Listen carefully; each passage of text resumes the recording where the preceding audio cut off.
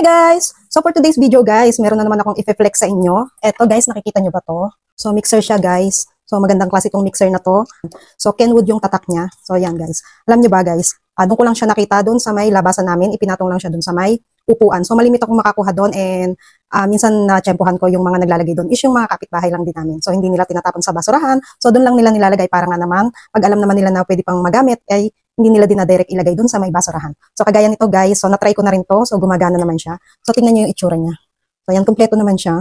Bago ko naman to i-vlog guys, nakita ko na, tinesting ko na kung okay naman siya, kung gumagana. So guys, papakita ko na lang yung video na gumagana siya. So malayo kasi yung saksakan dito, kaya hindi ko siya mai-try dito sa may lamesa. And then guys, alam nyo ba, so bago ko pa ito nakuha, may nakita na rin akong ganito dati, kaya lang, sira lang yung nandito niya, so basag. So ito guys, siguro ang issue lang nito ay ayan. So nawala na yung pinaka-cover niya dito. Pero yun naman ay cover lang. So buo pa naman siya overall. And then guys, tingnan nyo, makikita nyo. So ayan kapareho lang siya nito. So ito din yung tatak ni machine na to. So ang kagandahan guys, kaya ko siya tinago, meron pa siya nito. And meron din siya nito. And meron din siya nito. So mas maganda to guys. So kapareho lang siya. So dahil pareho lang sila ng tatak, ayan, magagamit ko to.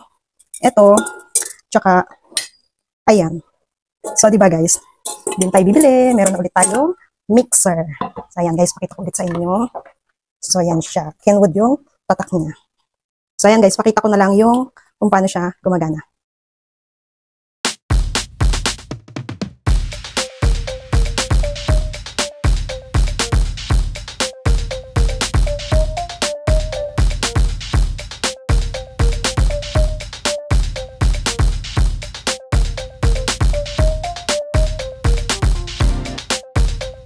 Ayan, dito natin siya i-try.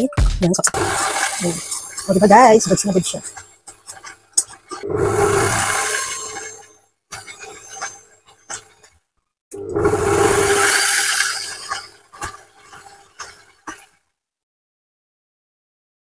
Ayan guys, o diba napakaganda niya. Gumagana pa talaga siya guys. Ayan, tinapon lang siya na may-ari, ayaw na nila. Ayan lang guys. Thank you for watching.